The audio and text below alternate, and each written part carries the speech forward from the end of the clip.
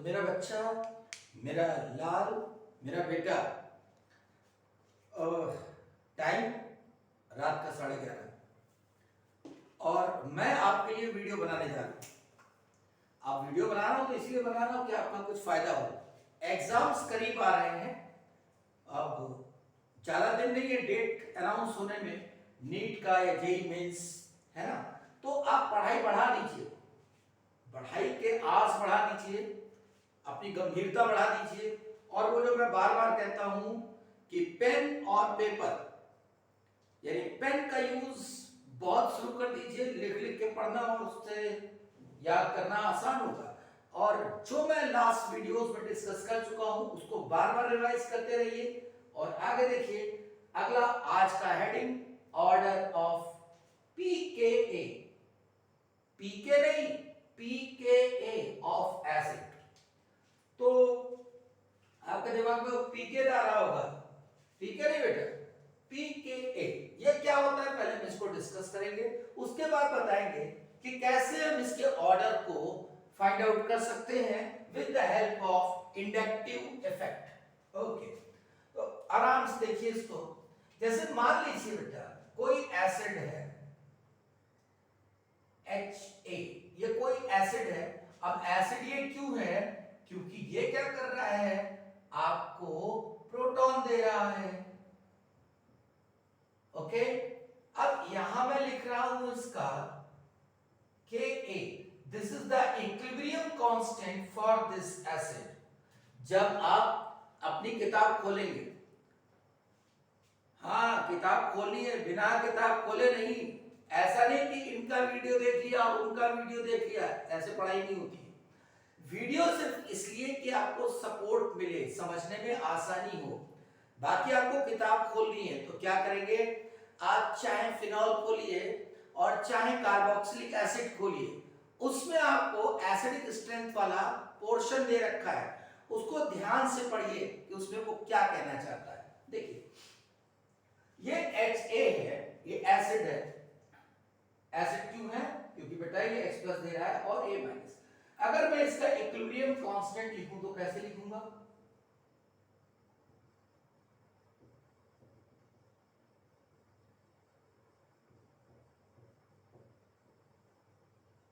ऐसे लिखा जाएगा, ठीक है।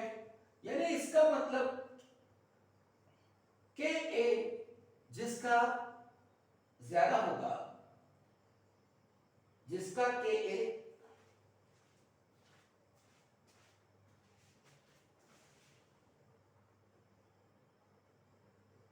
ओके, मैं जरा देख लूं कि वीडियो चल रहा है कि नहीं चल रहा है।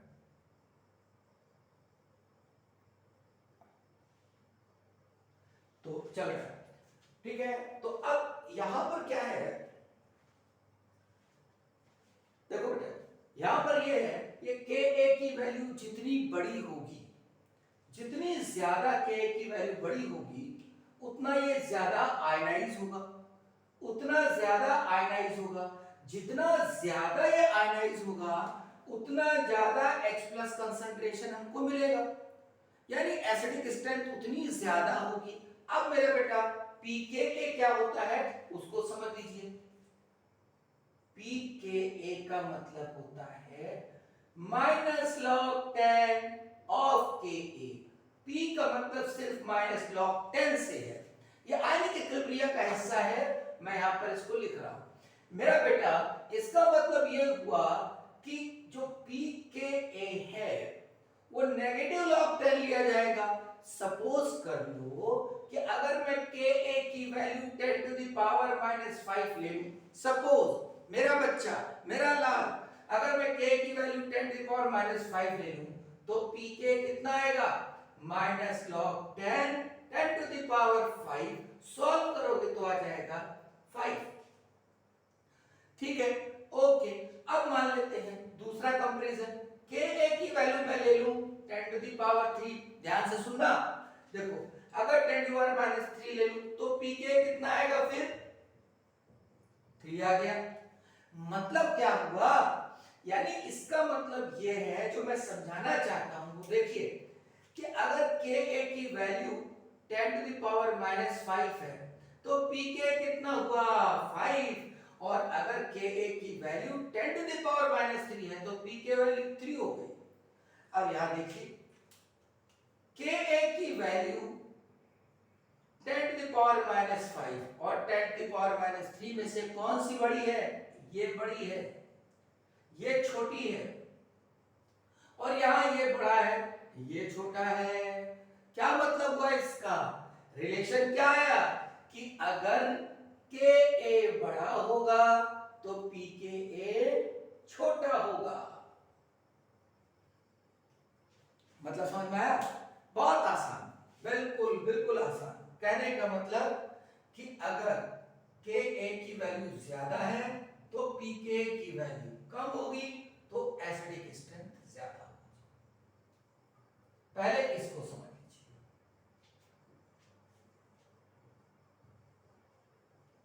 ये ध्यान से देखिए, अगर ka की वैल्यू ज्यादा हो, बेटा ध्यान से सुनिए, अगर ka की वैल्यू ज्यादा तो pk की वैल्यू कम, pka की वैल्यू कम, तो एसिडिक स्ट्रेंथ ज्यादा।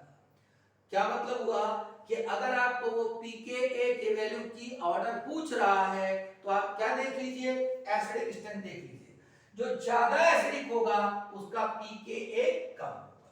ओके, अब हम चलते हैं क्वेश्चंस की तरफ। ये मैंने समझा दिया, वीडियो को पॉज करके एक दो बार देख लीजिए।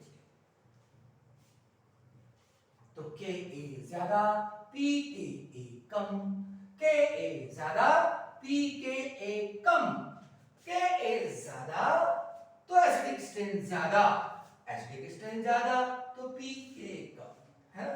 मतलब देखिए, अगर मैं कहूं, बिल्कुल सिंपल एग्जांपल लेता हूं आगे बढ़ने के लिए इसके अंदर। देखिए CS3 COH C2H5 COH, वाह, ये कौन सा हुआ? Acidic acid. ये देखो एथाइल के साथ लगा हुआ है, इसको क्या कहोगे? Ethanoic acid. इसको कहोगे प्रोपेनोइक एसिड। ये क्या हो गया? Butanoic acid. ठीक, अब देखिए, हमें इसमें pKa का ऑर्डर बताना है। तो अब हमें pKa का ऑर्डर बताना है तो हमें एसिडिक स्ट्रेंथ का ऑर्डर पता हो, हम बता देंगे। अब एसिडिक स्ट्रेंथ क्या होता है? लास्ट वीडियो लेक्चर देखिए, इसी के जस्ट पहले वाला वीडियो लेक्चर क्या बताया था? अगर प्लस आई इफेक्ट लगा है, ज्यादा प्लस आई इफेक्ट हो जाएगा, यानी प्लस आई इफेक्टेड ग्रुप लगा है तो एसिडिक स्ट्रेंथ कम हो जाएगी।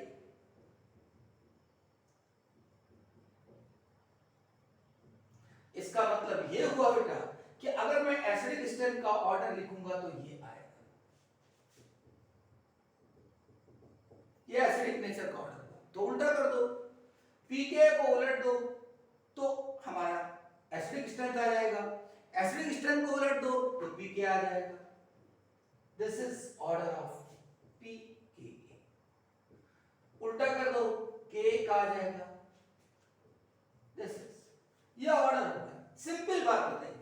अब मैं क्वेश्चन दे रहा हूं, हर क्वेश्चन को आप वीडियो पॉज करके क्वेश्चन करेंगे, ठीक है? हटा, सबसे पहले जो भी ऑर्डर लिखेंगे वो pKa का होगा।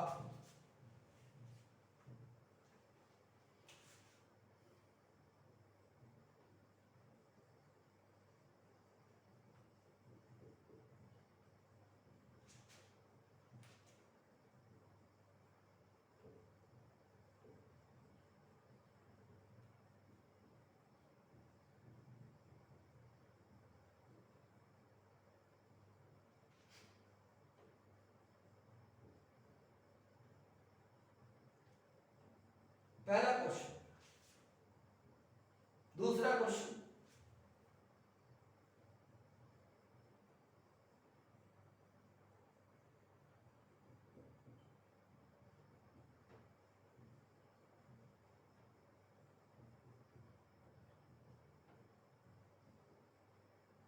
करते जाइए और दिमाग में रखते जाइए। दूसरा क्वेश्चन, तीसरा क्वेश्चन,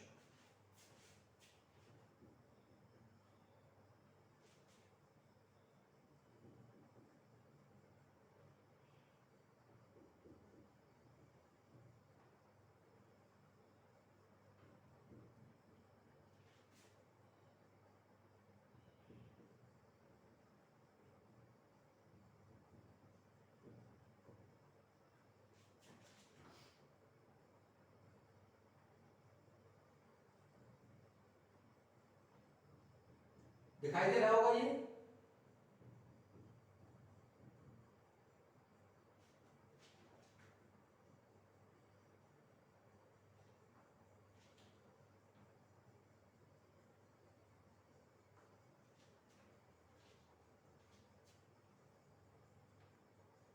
इन्हें करना है और ऑर्डर किसका बनाना है, पीके का बनाना है। और पीके ऑर्डर जो बनाया जाएगा वो कैसे बनाया जाएगा, पीके का ऑर्डर कभी भी पूछा जाएगा तो आपको क्या देखना है, एसिडिक स्ट्रेंथ का ऑर्डर यानी एसिडिक नेचर। एसिडिक स्ट्रेंथ कैसे पता कर सकते हैं, हम तमाम तरीके से पता कर सकते हैं, लेकिन यहां जो दे रखा है उसमें एक ही तरीका है हमारे पास और वो इंडक्टिव इफेक्ट। देखिए यहां पर ये CH3 लगा है, बेटा ये जो लगा हुआ ये क्या है, CH3। ये जो लगा है क्या है, CH3 लगा है। ये क्या लगा है, CH3। इसका मतलब यहां पर CH3 करीब लगा है, यहां थोड़ा दूर हुआ, यहां और दूर हुआ। अब अगर ऐसा है तो क्या होगा, जितना करीब होगा एसिडिक स्ट्रेंथ उतनी कम होगी। इसकी एसिडिक स्ट्रेंथ कम, इसकी एसिडिक स्ट्रेंथ ज्यादा। इसकी एसिडिक स्ट्रेंथ कम तो पीके की वैल्यू ज्यादा। ये मैं ऑर्डर किसका लिख रहा हूं, पीके का, ध्यान रहे।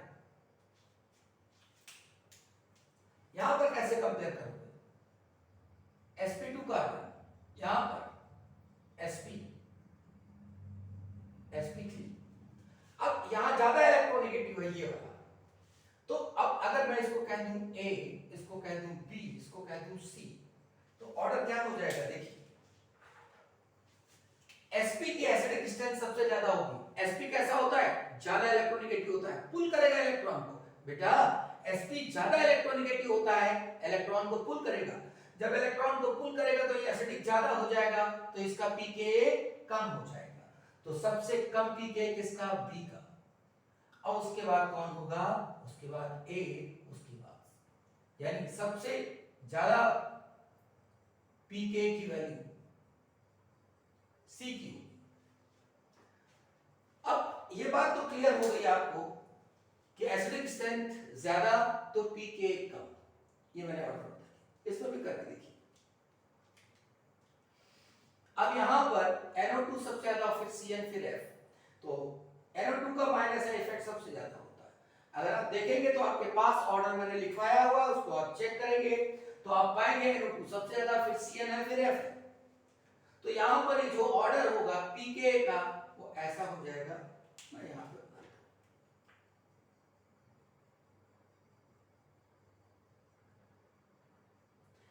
एसिडिक ये ज्यादा तो pK सबसे कम, लाइकवाइज। तो इस तरीके से आप pK का ऑर्डर निकाल सकते हैं। हटाता हूं मैं इसको।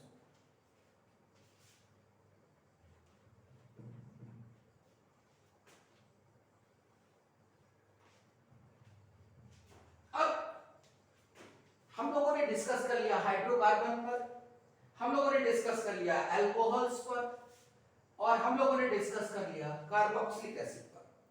लेकिन कार्बोक्सिलिक एसिड में एक चीज और है, acidic strength of dioic acid.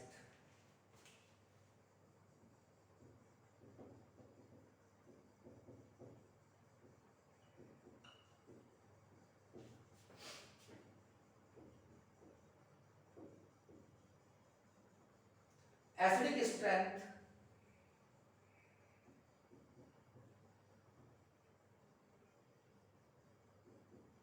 Of dioic acid. आप सोचेंगे डाइओइक एसिड का क्या मतलब है, ए बेटा डाइओइक एसिड का मतलब ये है, ये एक ओइक हो गया, एन लगा दिया, और दूसरा हो गया, इसको कहते हैं डाइओइक एसिड। मतलब किसी एक ही रिंग में, एक ही चेन में, सॉरी एक ही कार्बन चेन में अगर हमको पता करना हो कि डाइओइक एसिड किसे कहते हैं, तो हम क्या कहेंगे कि ऐसा ग्रुप जिसके अंदर दो COH लगे हैं, ऐसे ग्रुप को हम क्या कहेंगे, डाइओइक एसिड।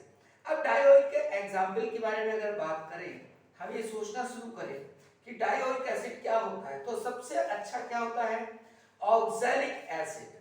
जो बेटा सबसे मतलब अच्छा, तो एसिडिक स्ट्रेंथ की बात हो गई, लेकिन सबसे जो बेसिक है जिसको आप पढ़ते हैं वो होता है ऑक्सैलिक एसिड। और ऑक्सैलिक एसिड में क्या होगा? COOH, COOH लिख देता हूं मैं। This is oxalic acid.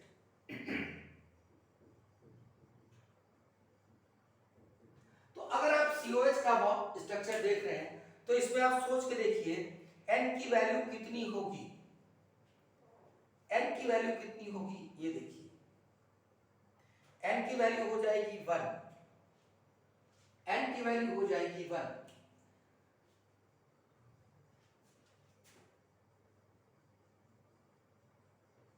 COOH, यहां पर N की वैल्यू सॉरी 0, यहां पर अगर हम एक और CH2 डाल दें इसके अंदर तो क्या होगी? N की वैल्यू 1, यहां पर N की वैल्यू 1 करेंगे तो क्या आ जाएगा? ये आ जाएगा। And this is malonic acid.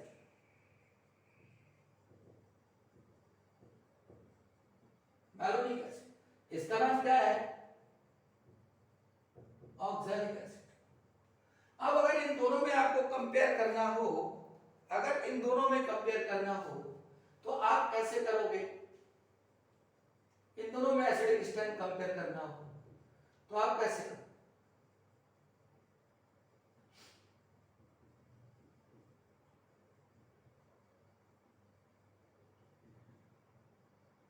This is succinic acid.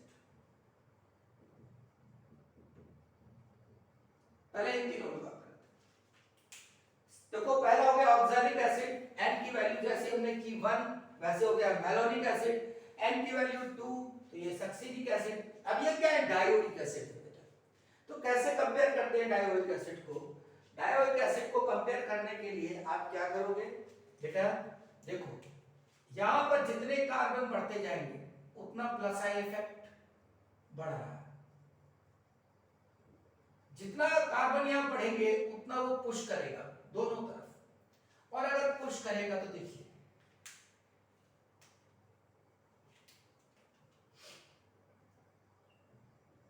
मैं ऐसे बना देता हूं जिसमें आपको समझ में आए।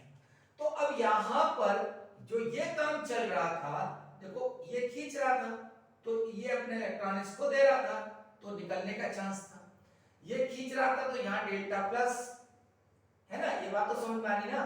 ऑक्सीजन का कचा के खींचेगा तो कार्बन पे प्लस आएगा, प्लस आएगा तो ये अपना इलेक्ट्रॉन इसको देगा, देगा तो यहां प्लस आएगा तो ये इलेक्ट्रॉन खींचेगा, H प्लस निकलने के चांसेस बढ़ेंगे। ऐसे यहां पर सेम डिस्कशन।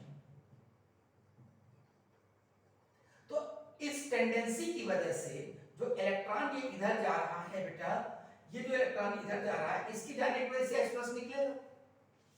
लेकिन ये क्या कर रहा है, जो कार्बन है ये क्या कर रहा है? कार्बन क्या कर रहा है कि इलेक्ट्रॉन के फ्लो को, इलेक्ट्रॉन की इस फ्लो को रजिस्ट कर रहा है। ये इलेक्ट्रॉन का फ्लो जो है इस फ्लो को रजिस्ट कर रहा है, इसका मतलब H प्लस निकालने में मुश्किल करेगा। तो जितना ये बढ़ता जाएगा, N की वैल्यू जितनी बढ़ती जाएगी एसिडिक स्ट्रेंथ कम होती जाएगी।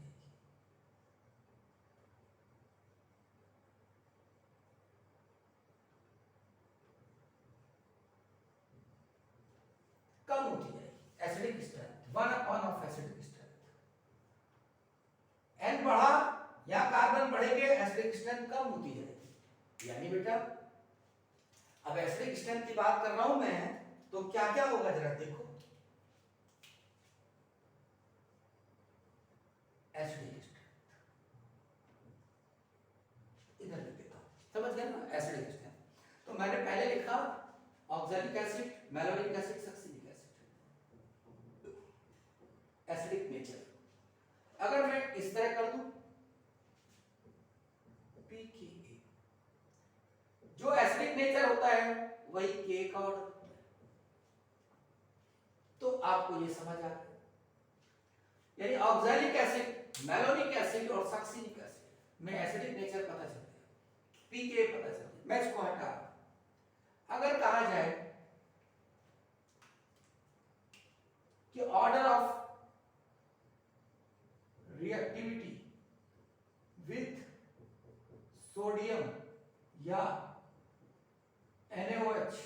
या कैल्शियम हाइड्रोक्साइड, कुछ भी कह सकते हैं। अब ये देखो सोडियम भी एसिड से रिएक्शन करता है, सोडियम हाइड्रोक्साइड कैल्शियम हाइड्रोक्साइड भी एसिड से करेंगे, तो रिएक्टिविटी ऑर्डर क्या होगा? जो ज्यादा एसिड होगा, जो एसिडिक ज्यादा होगा, वही इससे आसानी से रिएक्शन करेगा। तो बेटा ये डाइओइक एसिड की बात हुई। अब ऐसे ही ऑक्सैलिक एसिड है, मेलोनिक एसिड है, सक्सिनिक एसिड है, ग्लूटारिक एसिड है। मैं इसके नाम लिख देता हूं जिसमें आपको याद हो जाए, याद करने की जरूरत है। इसकी याद करने की जरूरत है। देखिए अगर n इक्वल टू मैं लिख दूं 0 1 2 3 4, इतना तो याद कर लीजिए। n equal to 0 oxalic acid, बोलो क्या, बोलो n इक्वल टू 0, हाँ बोलो oxalic acid, correct. n equal to 1 बोलिए क्या लिखा है? Malonic acid. बोल बोल के पढ़ो, बोल बोल के पढ़ो बेटा, malonic acid. n equal to 2 क्या होगा? Succinic acid. बोल बोल के पढ़ो भाई, बोल बोल के रटो टहल टहल के। सक्सिनिक एसिड जब जवान पे याद हो जाएगा, जब कर लोगे तभी कॉन्फिडेंस आएगा, जब तुम अपने आप बोलने लगोगे। मेरा बेटा मेरी बात को मानते रहना। n इक्वल टू 3 अगर कर दे तो क्या हो जाएगा? ये सक्सिनिक एसिड, इसके बाद आता है ग्लूटारिक एसिड। क्या आएगा? Glutaric acid, glutaric acid. 4 आएगा एडिपिक एसिड। याद करो, याद करो, वीडियो पॉज करो और बोल बोल के याद करो। क्या? n equal to 0 oxalic acid, 1 malonic acid, 2 succinic acid, 3 glutaric acid, 4 adipic acid. याद हुआ? देखो मैं आपके लिए मेहनत कर रहा हूं। मैं जब 2 बार बोल रहा हूं तो आप क्या करिए, 4 बार बोलिए, याद हो जाएगा। ओके, अब मैं इसको हटाता हूं। यानी अब देखो यहां पर n की वैल्यू बढ़ती जा रही है, तो एसिडिक स्ट्रेंथ क्या होगी? कम होती जाएगी। तो ये एसिडिक स्ट्रेंथ का ऑर्डर सबसे ज्यादा, फिर ये ऑर्डर ऑफ एसिडिक स्ट्रेंथ। कितना आसान हो गया। अब इसमें कहा जाए सोडियम से कौन फास्ट रिएक्शन करेगा? ये सोडियम हाइड्रोक्साइड से कौन करेगा? ये मेरी बात समझ गए ना? अगर सोडियम से रिएक्शन करेगा तो हाइड्रोजन तेजी से कौन इवॉल्व करेगा? ये मोस्ट इंपोर्टेंट। हटाता हूं इसको।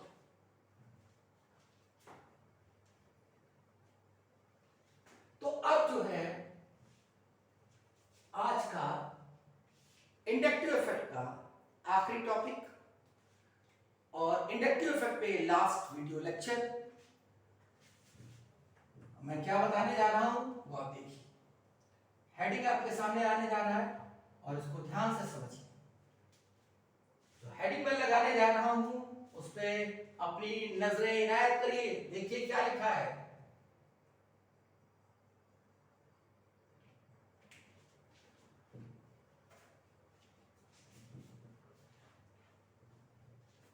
बहुत इंपॉर्टेंट है, क्योंकि क्या क्या था, पहले हाइड्रोकार्बन से मैंने डिस्कस किया, फिर मैं पहुंचा एल्काइल हैलाइड में, ल्यूकास रीजन बताया, फिर मैं पहुंचा अल्कोहल में, उसके बाद मैंने बताया कार्बोक्सिलिक एसिड, और अब हेडिंग देखिए। आंखें बिल्कुल खुली रहनी चाहिए। क्या लिखा मैंने? ये क्या है? बेसिक, फिर स्ट्रेंथ ऑफ एमाइंस। ये पहुंच गए हम लोग एमाइंस पे। अब देखिए, देखो ये कौन है?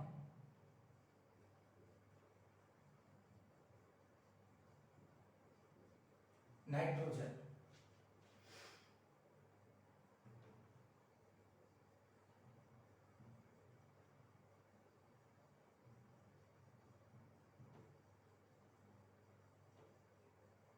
ये नाइट्रोजन।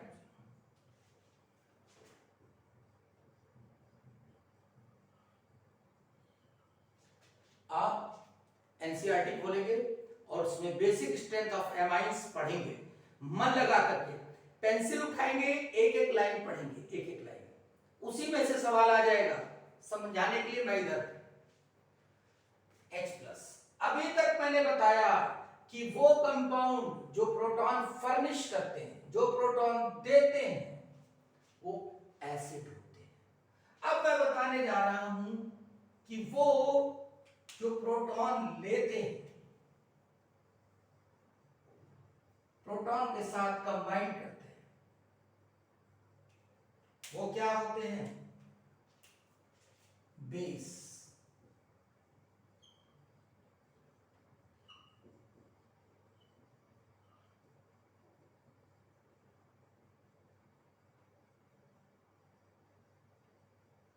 देखिए ध्यान से, बहुत ध्यान से देखिए बेटा, इधर देखिए, ये क्या है? एमाइन। एमाइन ना कहिए आप, नाइट्रोजन कहिए अभी इसको। नाइट्रोजन में क्या है? Lone pair. लोन पेयर का मतलब क्या हुआ? ये इलेक्ट्रॉन रिच है। इलेक्ट्रॉन रिच है तो क्या करेगा? ये अपने इलेक्ट्रॉन को किसको दे देगा? प्रोटॉन को, या उल्टा कहें प्रोटॉन को पकड़ लेगा। तो जब ये बेटा प्रोटॉन को पकड़ लेगा तो क्या हुआ? इसका मतलब ये क्या कहलाएगा? बेसिक। ये बेसिक कहलाएगा। यानी इसका मतलब ये हुआ बेटा, इसका मतलब ये हुआ कि जितनी आसानी से ये प्रोटॉन को लेगा उतना अच्छा बेस हो। समझिए, जितनी आसानी से ये प्रोटॉन को लेगा उतना अच्छा बेस हो। यानी जितनी आसानी से लेगा उतनी आसानी से ये बनना चाहिए। तो इसको क्या कहेंगे?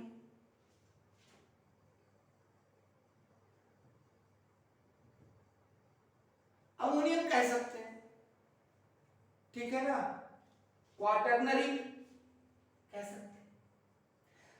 अब जितनी आसानी से वो लेगा उतनी आसानी से ये बनेगा, यानी ये स्टेबल है। यानी जितना ये स्टेबल होगा, इसकी स्टेबिलिटी जितनी ज्यादा होगी उतना वो ज्यादा बेसिक होगा। मेरी बात समझे? ये कैसे बनेगा? ये तभी तो बनेगा जब ये H+ ले लेगा, और अगर ये H+ ले लेगा तो ये बेसिक कहलाएगा। तो जितनी आसानी से ये बनेगा, इसका मतलब क्या हुआ? उतनी आसानी से नाइट्रोजन H+ ले लेगा, तो ये बहुत अच्छा बेसिक हो गया बेटा। मेरा कहने का मतलब, इस बात को अच्छे से समझिए। मोर स्टेबल, थोड़ा नीचे लिख देता हूं क्योंकि इसको मैं लिखा रखूंगा। More stable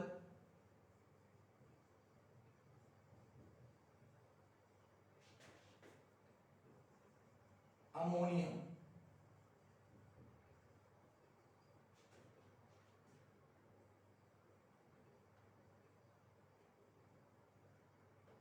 more stable ammonium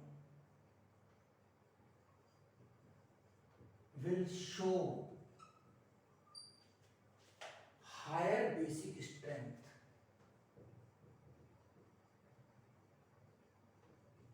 basic strength,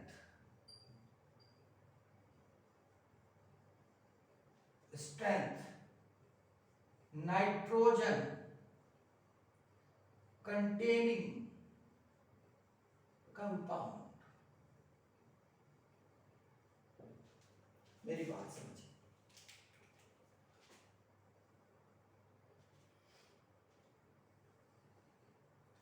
ये जितना ज्यादा स्टेबल होगा उतना ये ज्यादा बेसिक होगा।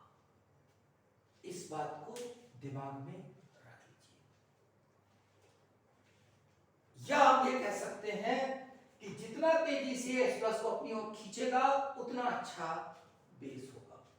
ये मैंने लाइन इसलिए लिखी है क्योंकि एनसीईआरटी इस लाइन पे रिफ्लेक्ट करती है, वो कई तरीके से बताती है। सुनिए, अब मैं इसको हटा रहा हूं, इस लाइन को दिमाग में रखिएगा, इसको मैं हटा रहा हूं।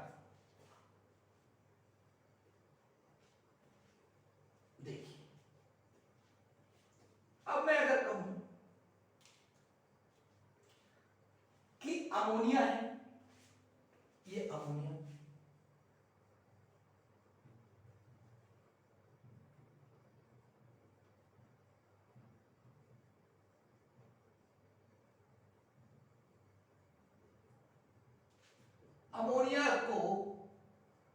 अमोनिया की मुलाकात H+ से कराई।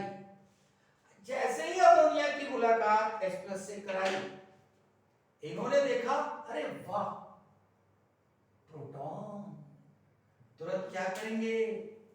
तुरंत ये बनाएंगे अमोनियम, तुरंत बनाएंगे अमोनिया। बहुत ध्यान से देखिएगा बेटा। लेकिन मेरा बेटा, मेरा बच्चा, मेरा लाल, अगर हम यहां पर CH3 कर दें तो क्या होगा?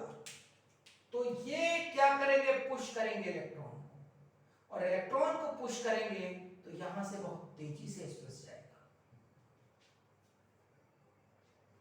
ये तेजी से एक्सप्रेस की तरफ जाएगा इलेक्ट्रॉन, क्योंकि ये पॉजिटिव जो होगा प्लस आई इफेक्ट इसका होगा, वो क्या करेगा?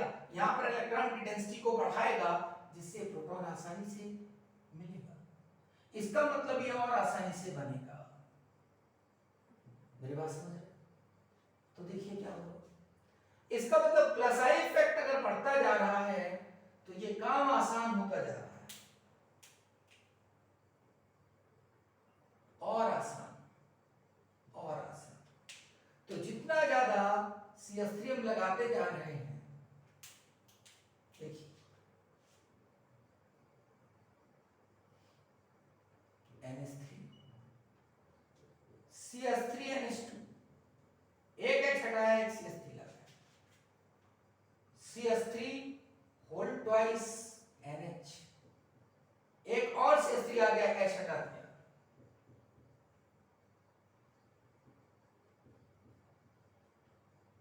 अब देखिए बेटा, अमोनिया, मिथाइलेमीन, डाइमिथाइलेमीन, ट्राइमिथाइलेमीन,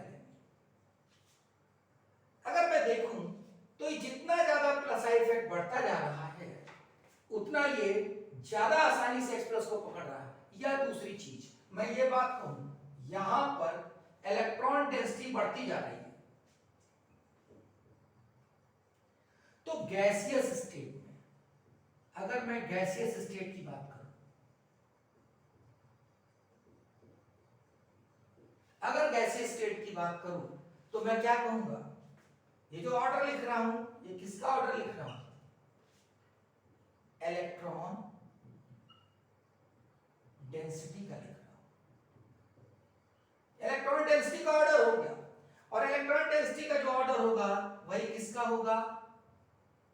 बेसिक स्ट्रेंथ का।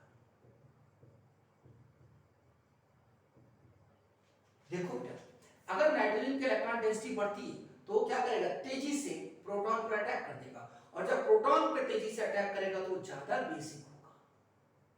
कि गैसियस स्टेट में बात हो रही है, गैसियस स्टेट में डायरेक्ट बात है कि जितना प्लस आई इफेक्ट बढ़ता जाएगा बेसिक स्ट्रेंथ बढ़ती जाएगी। लेकिन किसमें? बोलो बोलो किसमें? गैसियस स्टेट में। किसमें? यस, गैसियस स्टेट में। तो जब तक गैसियस स्टेट की बात है तब तक कोई एक्सेप्शन नहीं, कोई एक्सेप्शन नहीं। गैसियस स्टेट में कोई एक्सेप्शन नहीं। जितना प्लस आई इफेक्ट ज्यादा होगा, higher the plus I effect, higher the basic strength. जितना ज्यादा बेटा प्लस आई इफेक्टेड ग्रुप लगा होगा उतना बेसिक स्ट्रेंथ। कब? गैसियस स्टेट में।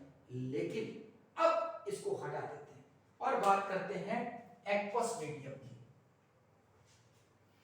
अब मैं एक्वस मीडियम की बात कर रहा हूं,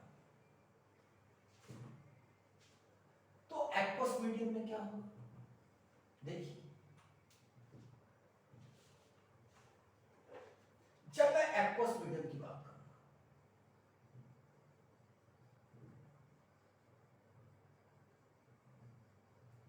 हाँ बिल्कुल सही कह रहे हैं। एक्वस मीडियम का मतलब होता है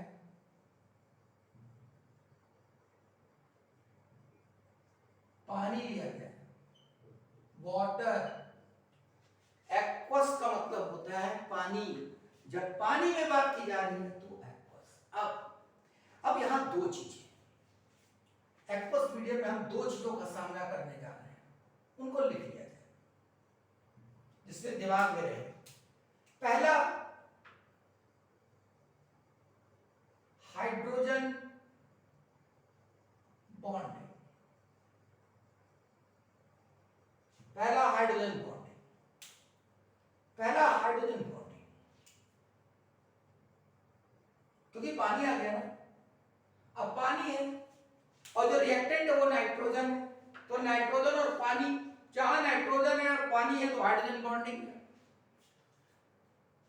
जो त्रिदेव है ना, त्रिदेव, नाइट्रोजन, ऑक्सीजन और फ्लोरीन, इनको क्या कहते हैं? त्रिदेव।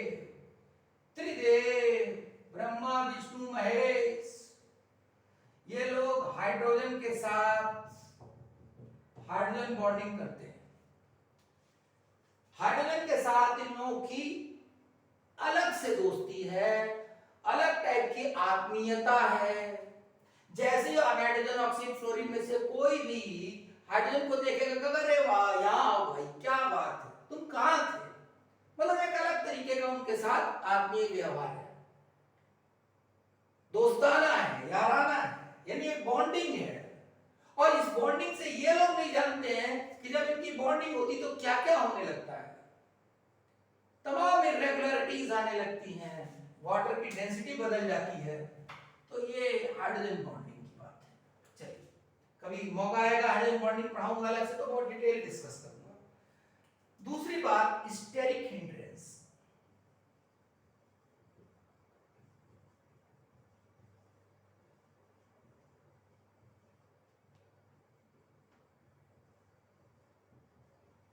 तो एक बात मैं बताना चाहता हूं, जब हम गैसीय स्टेट की बात करते हैं तो गैसीय स्टेट में, थोड़ा सा मैं किताब से अलग बात कर रहा हूं, उसको देखिए।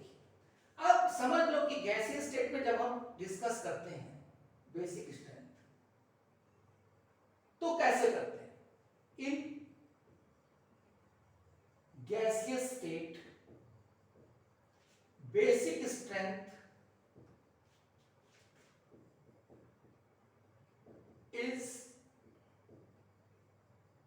is analyzed by electron density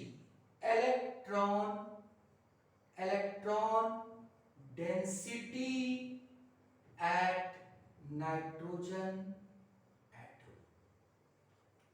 यानी इसका मतलब बेसिक गैसीय स्टेट में बेसिक स्ट्रेंथ को कंपेयर करने के लिए और कुछ भी सोचने की जरूरत नहीं है। सिर्फ क्या है, R जितना ज्यादा, यानी एल्काइल ग्रुप जितना बढ़ाते जाओगे उतना इलेक्ट्रॉन डेंसिटी यहां बढ़ती जाएगी। क्योंकि क्या करेगा, अब तो ये जान ही गए हो ना कि एल्काइल ग्रुप क्या करता है, इलेक्ट्रॉन को पुश करता है। क्यों? Due to plus I effect.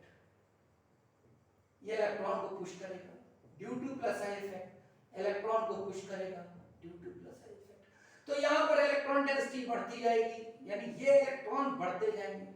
तो जब इलेक्ट्रॉन डेंसिटी बढ़ेगी तो तेजी से अटैक कर देगा इस प्लस की तरफ।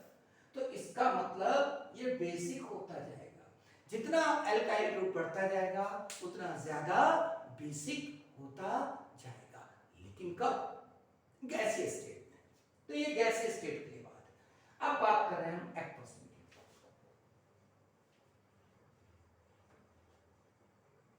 देखिए, बहुत इंपॉर्टेंट डिस्कशन है, थोड़ा दिमाग लगाइए, थोड़ा शांत होकर के सोचिए जो मैं बताने जा रहा हूं। एक्वस मीडियम में हमने कहा कि हम एडिशनल बात करने जा रहे हैं किसकी?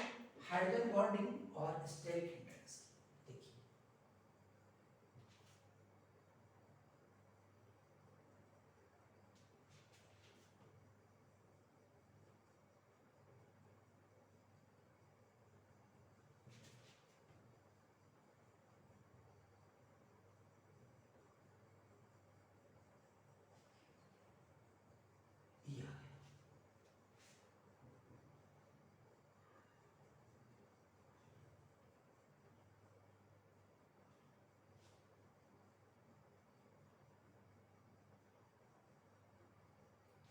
अब देखिए, ये जितना ज्यादा स्टेबल होगा उतना ये ज्यादा बेसिक होगा।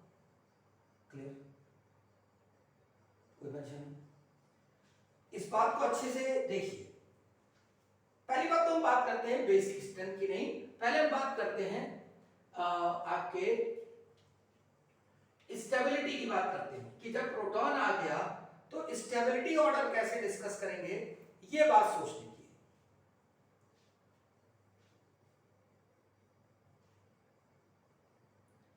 अब स्टेबिलिटी को कैसे डिस्कस करेंगे? देखिए, अगर मैं ये कहूं पानी में पड़ा हुआ है और स्ट्रक्चर में यहां बनाता हूं, दिखाई दे रहा होगा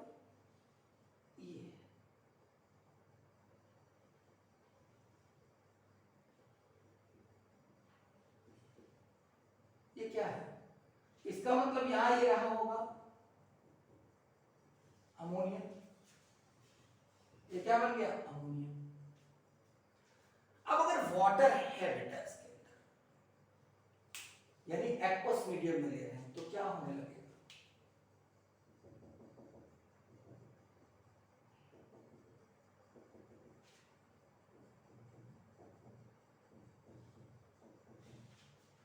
मैं अभी बोलूंगा नहीं, पहले आप देखिए ध्यान से क्या करना है। वाटर के साथ क्या हो रहा है देखिए ध्यान से।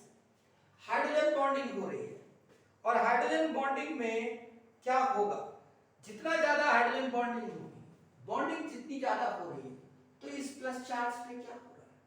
देखो यहां से इलेक्ट्रॉन जा रहा है, ये इलेक्ट्रॉन ही तो है ना, इलेक्ट्रॉन इधर की तरफ जा रहा है, तो जितना इलेक्ट्रॉन इधर जाएगा ये प्लस कम होता जाएगा, उस प्लस को न्यूट्रलाइज करने लगेगा ये इलेक्ट्रॉन क्लाउड। तो हाइड्रोजन बॉन्डिंग क्या करेगा? Hydrogen bonding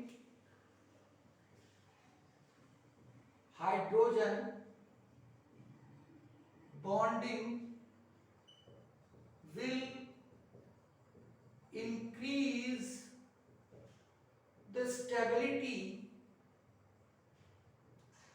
of ammonium। पहले इतनी बात सोचिए, इस नाइट्रोजन पर जो प्लस आपको दिखाई दे रहा है, ये प्लस जो दिखाई दे रहा है, एक वाटर है, तो इसने क्या किया? अपना लोन पेयर इधर कर दिया हाइड्रोजन बॉन्डिंग के थ्रू। तो जब ये देगा तो इसने इस प्लस के इफेक्ट को कुछ कम किया, क्योंकि इलेक्ट्रॉन क्लाउड इधर गया, इसके प्लस को कुछ कम किया। ऐसे ही दूसरा है, इसने कुछ कम किया, यहां पर कुछ कम, यहां पर कुछ कम। बात समझिए, प्लस जितना ज्यादा होगा, इसका मतलब क्या है? देखो नाइट्रोजन में Ni है, इलेक्ट्रोनेगेटिव उस पर प्लस है, तो इलेक्ट्रोनेगेटिव पर पॉजिटिव का मतलब क्या है? अनस्टेबल। इलेक्ट्रोनेगेटिव पर अगर पॉजिटिव चार्ज है तो कैसा है? अनस्टेबल। सुनते रहिए मेरी बात को। अब अगर ये अनस्टेबल है और इस पर वाटर ऐसे जाएगा, तो ये थोड़ा नेगेटिव क्या करेगा? इसके प्लस को कम करेगा, इसके गुस्से को थोड़ा शांत करेगा, यानी ये पॉजिटिव चार्ज डिस्पर्स होगा। आप जब एनसीईआरटी पढ़ेंगे तो उसमें एक जगह लिखा हुआ है कि जैसे हाइड्रोजन बॉन्डिंग होगी तो इसका पॉजिटिव चार्ज डिस्पर्स होगा, यानी कुछ शेयर होगा इधर की तरफ, कुछ इधर शेयर हुआ, कुछ इधर शेयर हुआ, कुछ इधर शेयर हुआ, कुछ इधर शेयर हुआ, यानी वो पॉजिटिव चार्ज डिस्पर्स हो गया, यानी पॉजिटिव चार्ज यहां से कम हो गया। यानी पॉजिटिव चार्ज डिस्पर्स होने से क्या होगा? पोटेंशियल एनर्जी कम हो गई, यानी स्टेबिलिटी बढ़ गई। ध्यान से सुनिए बहुत। तो हाइड्रोजन बॉन्डिंग ने क्या किया? उसकी स्टेबिलिटी को बढ़ाया, विल इंक्रीज द स्टेबिलिटी। तो अब अगर आपसे पूछा जाए हाइड्रोजन बॉन्डिंग की वजह से क्या होगा इनमें, देखिए अमोनिया, पूरा लिख देता हूं, H H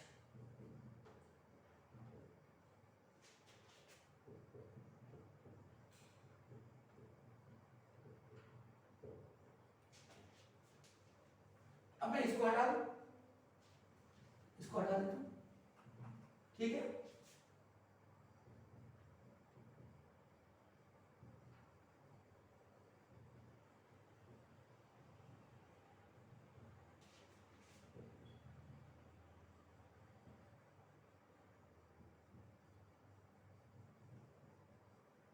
ये H यहीं पर है, ऐसा ना हो कंफ्यूज हो जाए कि कहां गया।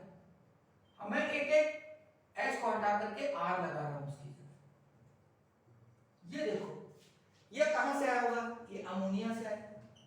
ये कहां से आया? ये RNH2 से आया, एमाइन से, प्राइमरी एमाइन से। ये कहां से आया? R2NH से, सेकेंडरी एमाइन से। ये कहां से आया? R3N से, टर्शियरी एमाइन से। प्राइमरी यानी अमोनिया को पानी में डालोगे तो ये बनेगा, प्राइमरी एमाइन को पानी में डालोगे तो ये बनेगा, इसको पानी में डालोगे ये बनेगा, ये बनेगा। अब देखिए यहां पर अवेलेबिलिटी हाइड्रोजन की ये है तो ये हाइड्रोजन बॉन्डिंग बनाएंगे। यहां पे 4 हाइड्रोजन हो गए, यहां पे 3 है, यहां पे 2 ही है और यहां पे सिर्फ 1 ही है। तो हाइड्रोजन बॉन्डिंग जितनी ज्यादा होगी स्टेबिलिटी उतनी ज्यादा होगी। तो स्टेबिलिटी ऑर्डर क्या हुआ इसका? ये भी एक सवाल है। This is the stability order. पहले इतना देखिए ध्यान से। This is the stability order. This is the stability order of ammonium cation, यानी सब्स्टिट्यूटेड अमोनियम। देखो ये अमोनियम कैटायन है, ये सब्स्टिट्यूटेड अमोनियम कैटायन। तो ये स्टेबिलिटी ऑर्डर हुआ।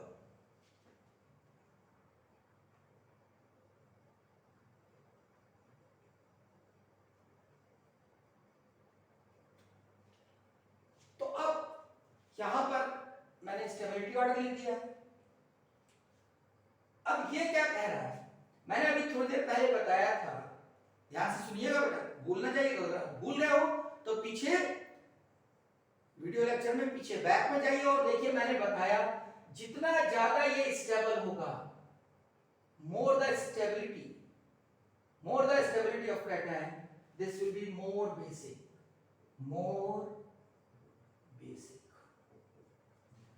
यानी ये सबसे ज्यादा स्टेबल है तो यही बेसिक स्ट्रेंथ का ऑर्डर होना चाहिए according to hydrogen bond. Basic strength बेटा ध्यान से सुनना, बहुत इंपॉर्टेंट है। मैंने क्या समझाया? मैंने कहा कि अमोनियम अगर ज्यादा स्टेबल है, यानी ये जितना ज्यादा स्टेबल होगा उतना ये ज्यादा बेसिक होगा। तो अब देखो इसका कैटायन ये, इसका कैटायन ये, इसका कैटायन ये, इसका कैटायन ये। स्टेबिलिटी ऑर्डर हाइड्रोजन बॉन्डिंग की वजह से ये सबसे ज्यादा स्टेबल, फिर उसका ये, उसके बाद ये, उसका। तो बेसिक स्ट्रेंथ ऑर्डर क्या होगा? ये सबसे ज्यादा बेसिक होगा। This is the basic strength order of basic strength according to the hydrogen bonding.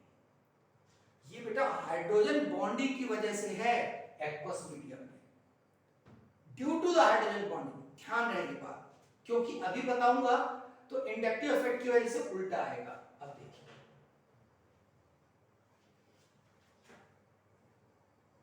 ये मैंने बताया आपको हाइड्रोजन बॉन्डिंग। अब देखिए इंडक्टिव इफेक्ट, इसलिए मैं इसको बिगाड़ नहीं रहा हूं, ये भी लिखा जाएगा सामने। देखिए अब इंडक्टिव इफेक्ट क्या करेगा?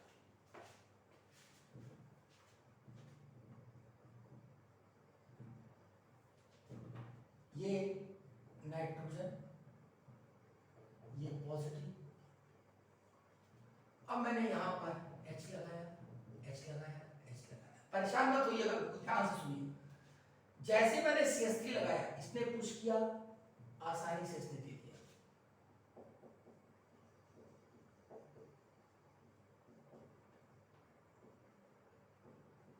इसका मतलब जैसे ही प्लस आई इफेक्ट आया, इलेक्ट्रॉन डेंसिटी बढ़ी, H+ के बाद ये स्टेबल बन गया। तो अब यहां पर जितना CH3 बढ़ता जा रहा है, बेसिक स्ट्रेंथ बढ़ती जाएगी। यानी according to plus I effect क्या होगा बेटा? Ammonia CH3NH2, CH3 whole twice NH। ये क्या हुआ? NH3 था, एक CH3 लगा दिया। एक बार फिर से देख लीजिए, एक CH3 लगा दिया, ये आ गया। एक और CH3 लगा दिया, ये आ गया। फिर एक और CH3 लगा दिया, ये आ गया। Ammonia primary amine, secondary amine, tertiary amine. तो जितना ज्यादा बढ़ता जा रहा है एल्काइल ग्रुप, उतना बेसिक स्ट्रेंथ बढ़ रही है। क्यों? क्योंकि ये तुरंत H+ पर अटैक कर रहा है, H+ को तेजी से पकड़ रहा है। एक CH3 लगाया, दूसरा CH3 लगाया, तीसरा CH3, यानी खट से पहुंच गया इसके पास। So this is the order of basic strength. ये बहुत इंपॉर्टेंट डिस्कशन है, इसको समझना चाहिए। देखो ऊपर का ऑर्डर और नीचे का ऑर्डर उल्टा आ रहा है, दोनों चीजें एक ही जगह चल रही है। हाइड्रोजन बॉन्डिंग की वजह से बेसिक स्ट्रेंथ का ऑर्डर ये आ रहा है और इंडक्टिव इफेक्ट की वजह से ये आ रहा है।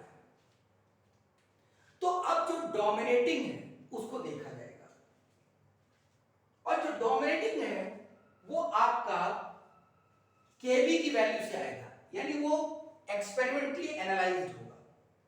तो वो क्या होता है वो मैं आपको बताने जा रहा हूं। वो ना तो ये होगा और ना ये होगा, ना ये होगा और ना ये होगा। वो क्या होगा? तो अभी तक क्या बताया मैंने, ये एक्वस मीडियम यानी हाइड्रोजन बॉन्डिंग की वजह से, ये किसकी वजह से, प्लस आई इफेक्ट की वजह से। अब क्या रह गया बताइए, कुछ रह गया? रह गया है, वो क्या है? वो है स्टेरिक हिंड्रेंस। तो मैं इसको हटा रहा हूं, समझ में आ गया होगा। अब देखिए, आपको भी मेहनत करनी चाहिए। ऐसा नहीं कि जितने टीचर ये वीडियो बना रहे हैं सारे के सारे से वही मेहनत करेंगे, आपको भी करना चाहिए, अच्छे से मेहनत करिए। और अगर कोई मेहनत कर रहा है तो उसको वैल्यू करिए, उसको वैल्यू करिए कि वो आपके लिए मेहनत कर रहा है, फ्यूचर आपका बनेगा। तो देखिए,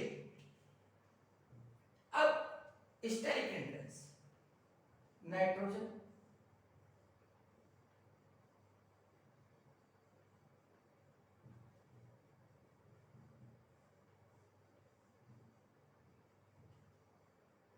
ये 3 डायमेंशनल होता है।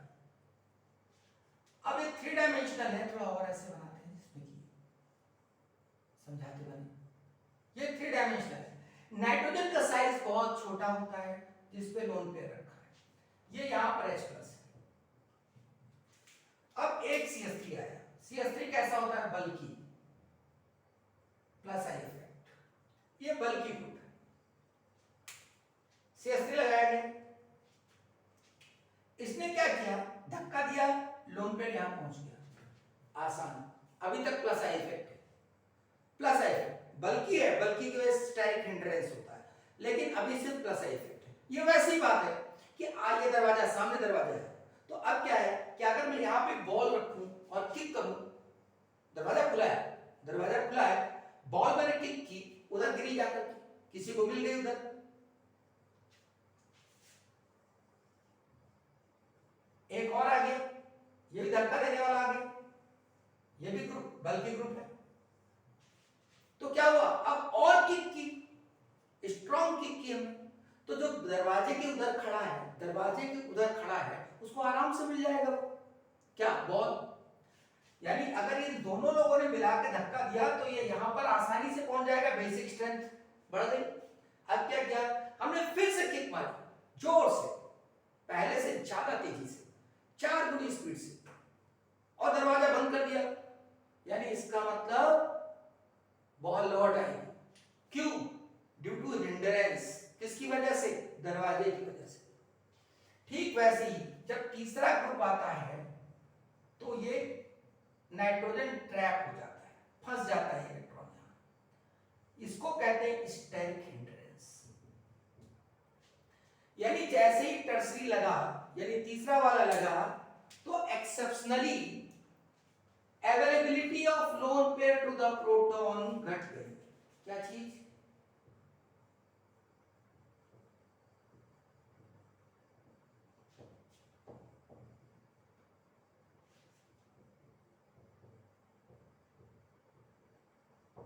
Availability of lone pair to the proton घट गई। कब?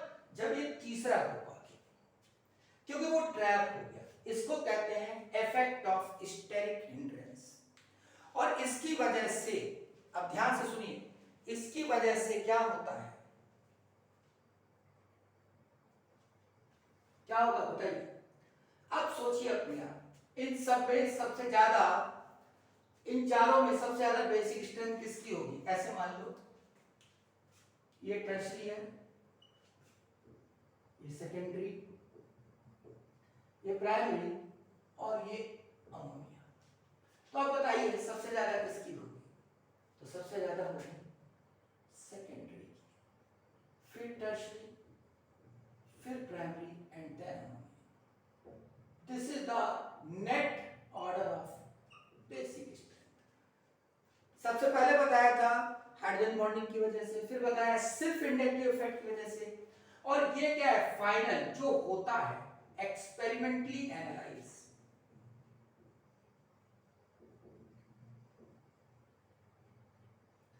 अगर ऑर्डर पूछा जाएगा तो यही लिखोगे, और पूछा जाएगा स्टार लगा के इसको सुपर स्टार बना दीजिए, और अगर पूछा जाएगा due to the hydrogen bonding तो उसके पहले वाला due to the only inductive effect ये, and this is due to the net final experimental. This is the, यानी सेकेंडरी की बेसिक स्ट्रेंथ ज्यादा होगी टर्शियरी से, टर्शियरी की प्राइमरी से।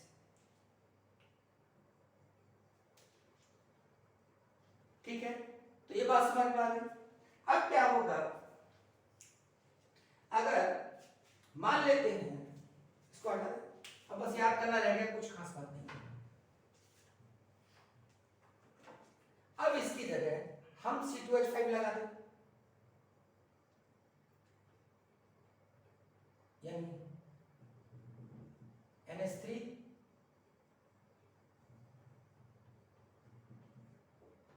अगर R लगाएंगे प्राइमरी एमीन हो गया, एक और R सेकेंडरी और R तो टर्शियरी। तो अगर R की जगह हम CH3 लगा दें तो ये ऑर्डर, और R की जगह अगर C2H5 लगा दें तब ऑर्डर क्या होगा?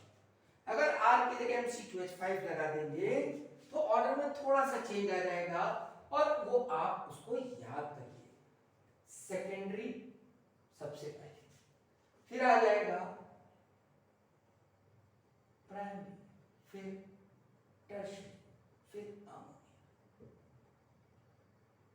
ये रिपोर्टेड है आपके एनसीईआरटी में, आप ध्यान से इसको समझिए। सेकेंडरी फिर प्राइमरी, ठीक है, क्यों? क्योंकि यहां पर जब टर्शियरी आया यानी C2H5 आ गया तो थोड़ा स्टेरिक हिंड्रेंस ज्यादा हो गया, तो इस वजह से basic strength come. So this is the analysis for the primary, secondary, tertiary elements. इसको मैं हटाता हूं, थोड़ी सी बात और करता हूं। देखिए अब ये आपके लिए बहुत इंपॉर्टेंट है, बहुत इंपॉर्टेंट है एग्जाम्स के लिए, कंपटीशन के लिए। देखिए NH3, अब मैं प्राइमरी एमीन की बात कर रहा हूं सिर्फ,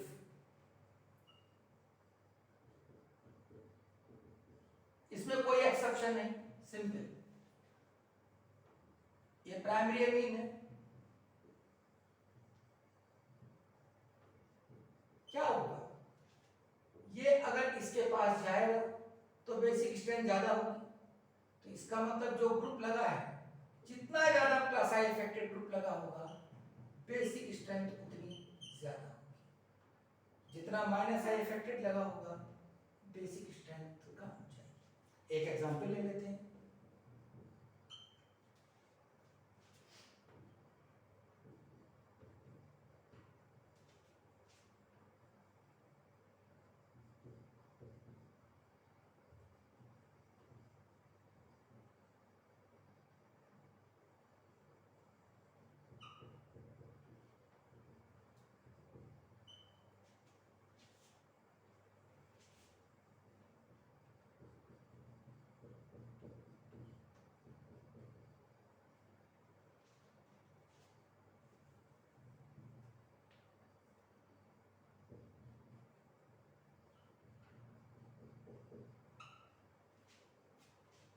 तो अब देखिए यहां पर ये कैसा है, प्लस आई इफेक्टेड, ये क्या है कंपैरेटिवली इससे माइनस, और ये बहुत ज्यादा माइनस, तो क्या होगा?